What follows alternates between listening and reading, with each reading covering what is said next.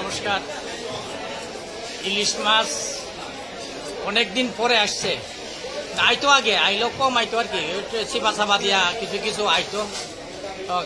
গতকালকে আপনার 800 কেজি মাছ আইছে আর কি, 800 কিলো। তো মাছ আইব, এতদিন মাছ আইছে না, কারণ হইল আপনার যে গন্ডগোলটা গেছে বাংলাদেশ, প্রচন্ড গন্ডগোলের কারণে মাছ আসে নাই। আজকে গতকালকে 800 কেজি মাছ ঢুকছে। তো পূজা উপলক্ষে আরো মাছ আসবে। আর চাঁদপুরের ইলিশ খুব ভালো ইলিশ, একদম কারেন্ট মালটা এসছে। 1 KG 100।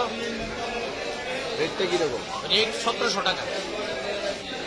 Subscribe to Tripura Info and press the bell icon so that you never miss any latest updates and news on Tripura.